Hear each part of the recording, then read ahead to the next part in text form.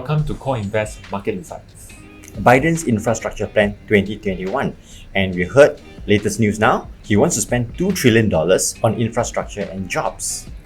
And in this session itself, it's only the part 1. And we are going to share 4 more videos about the progress of this infrastructure plan. So the Biden plan is to build a modern, sustainable infrastructure and an equitable, clean energy future. This is very important because this is always part of his plan during, before, and after his election. So we want to see where the money is going to. $2 trillion is a lot of money, and over the next 8 years. So is this going to be the next bull run, the new bull run, or is it the old bull run? So let's see how he's going to spend the $2 trillion on all the infrastructures and all the clean energy workforce, as well as upgrading all the schools and airports, everything. So let's see. So before we continue, let us introduce ourselves. I'm Jeremy. I've been investing for more than 10 years, and I've been in the fund and management for 5.5 years. And that is where I can share a lot of my experience and knowledge about investing.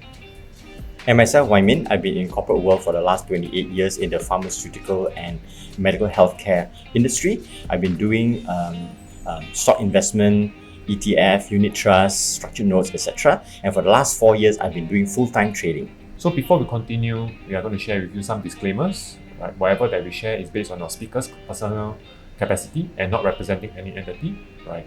All the contents are not a recommendation. It's for education and entertainment purposes. Please do your own due diligence, and past performance does not guarantee future outcomes. So today, we'll be talking about 8 areas. We're talking about his plan, why he's spending the $2 trillion, where the money is going to. We'll talk about fiscal policies, taxes, and also how it is going to affect us in our trading in the stocks and in the market. So what is the real reason behind the $2 trillion?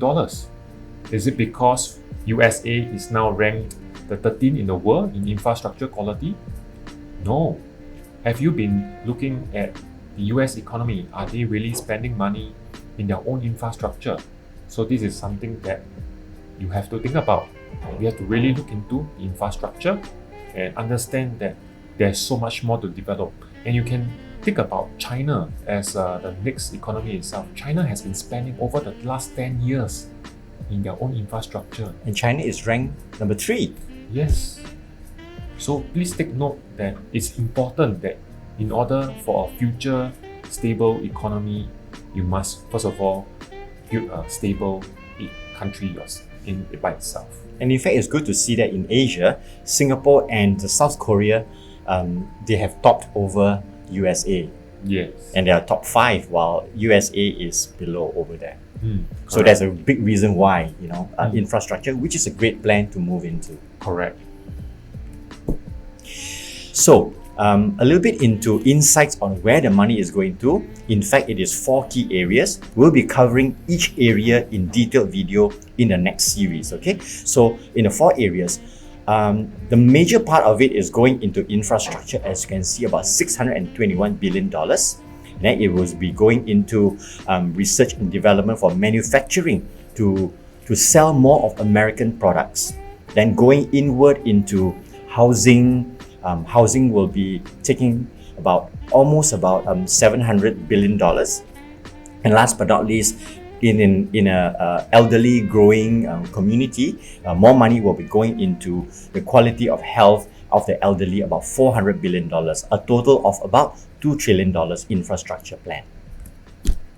So let's take a look at what are they going to spend in the transportation infrastructure, which consists of $621 billion. As you can see, part of Joe Biden's plan, which is the green energy, comes together in play the electrical vehicles, right, the EVs, so that they can reduce on the petrol and gases, right, and then looking at building the highway bridges, repairing them, the public transit, the passenger and freight rail. All these are all very important because this is where we make it convenient and easy for the community to travel around.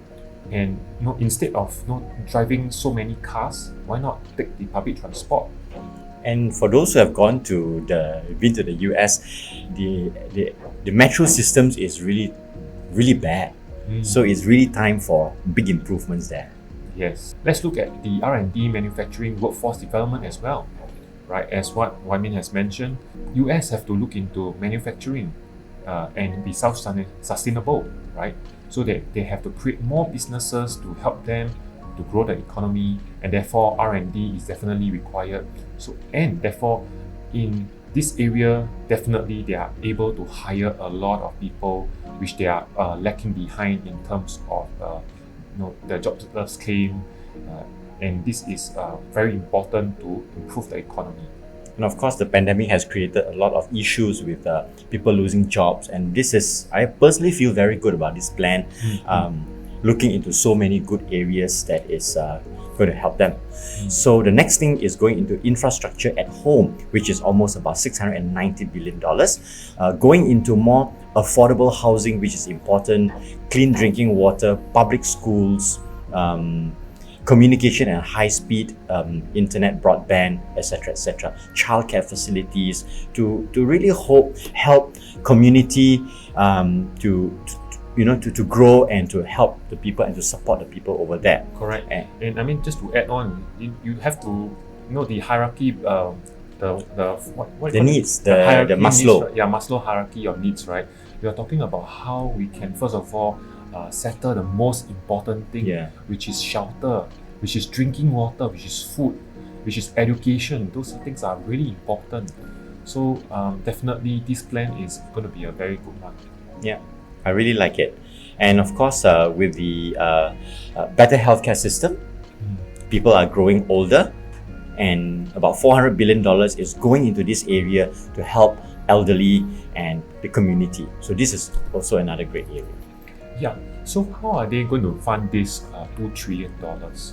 Many people have thought of maybe is it they are going to print more money? No, right? So printing money is only because they need it immediately. Like for example, last year in the 2020 COVID-19, and they need a stimulus to actually come and help a lot of businesses out there. But in this scenario of this 2 trillion, President Joe Biden mentioned that they are going to increase the tax for the high net worth. What I mean by high net worth? Just put it in numbers. It's actually 3,000. Annually, those people who earn more than 300,000 annually will be taxed more. But anyone that is not earning 300,000 and above, they will not be impacted by this tax itself. So this is one of the ways how the government can impact the market using the fiscal policy tools, right? And therefore, because we know that there is an increase of tax, therefore there's always consequences, which is to decelerate growth itself. So this is a contractionary tool they are using. And then there are many ways to look at it, or maybe they can look at decreasing government spending. But in this case, they are actually increasing government spending. So there are also other ways that after they have done with building up the infrastructure, they can always go back to expansion. They can use ways to expand, which is okay. So able to look at how to accelerate growth once the infrastructure is done, how to go back into the expansionary in terms of accelerating the growth. Therefore, they can then look at cutting tax again and then increase more government spending. Which in my opinion is probably better, because increasing spending means creating more jobs as well. Correct. If they don't spend, then there's no job. So it takes two to tango.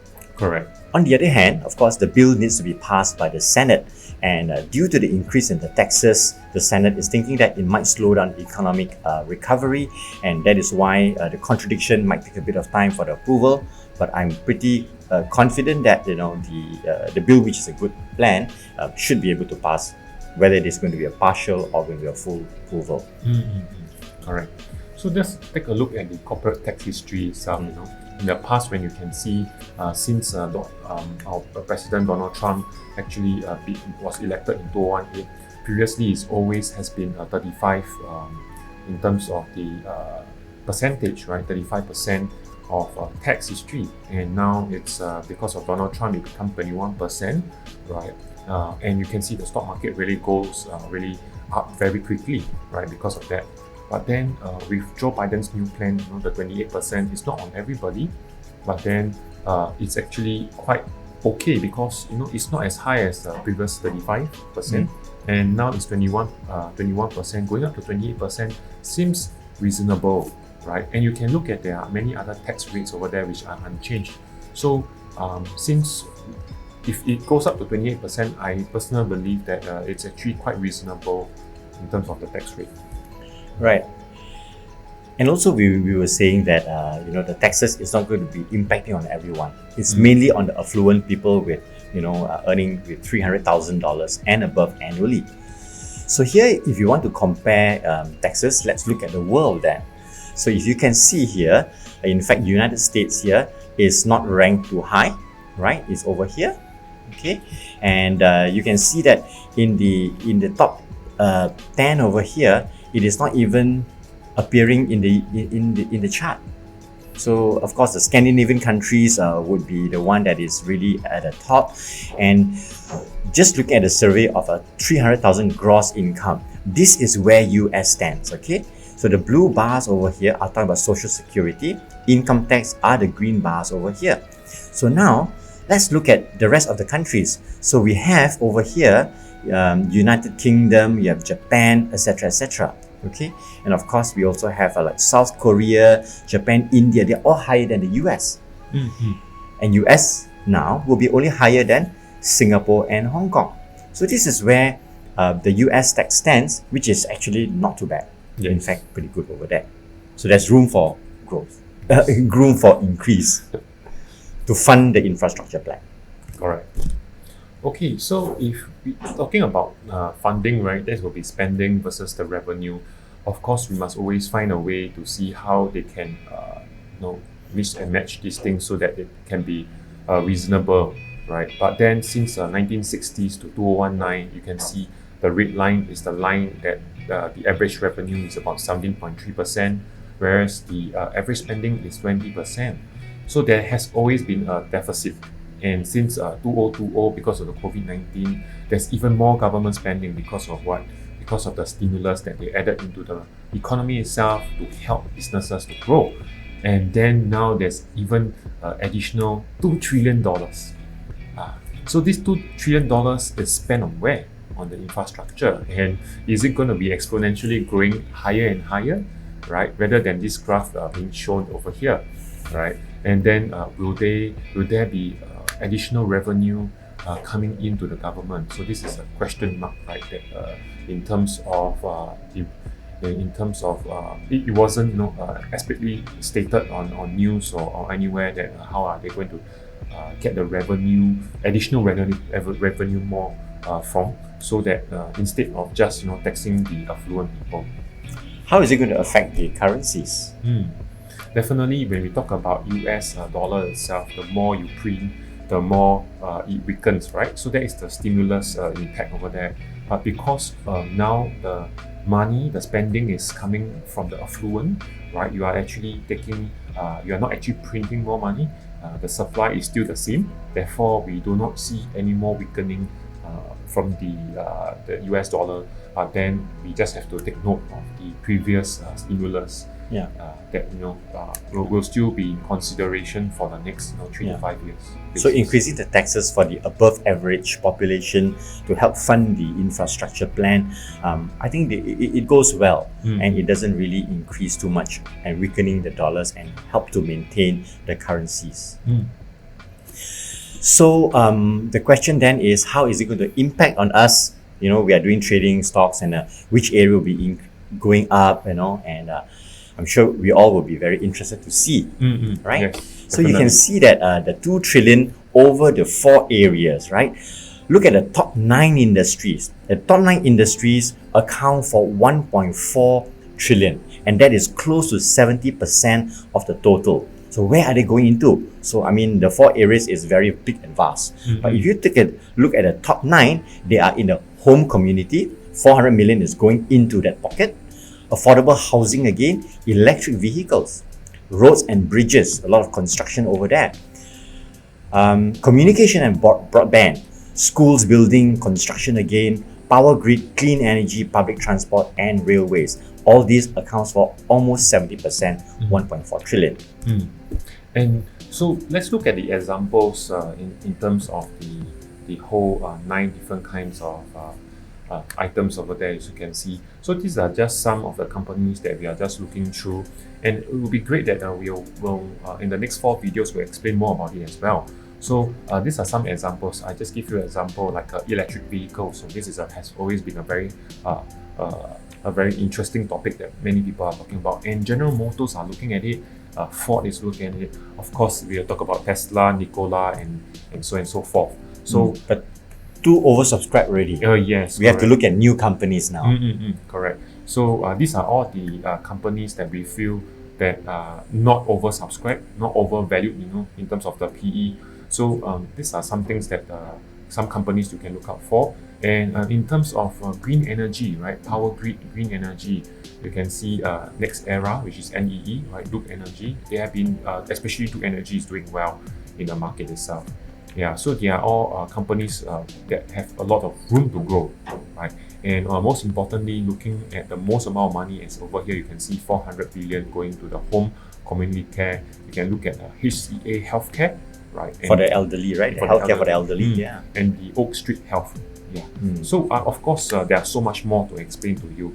Therefore, the next 4 videos will put it accordingly to that 4 different sectors that we are talking about in just now, and then we definitely would like to have you, to take a look at our videos. Yeah, I also want to have a special call out for housing, housing and construction over here. So things like Newman, they are dealing with copper and then cement, and these are all important building material to grow. And these are areas that goes into cyclical, as you know. And this is probably now a good time where it has been on the downturn, potentially coming up from the support line. So we'll be looking more into steel, copper, cement, and all these industries. Very interesting era that we are going into. Railways like Union Pacific is one of the oldest century-old company, and prices are very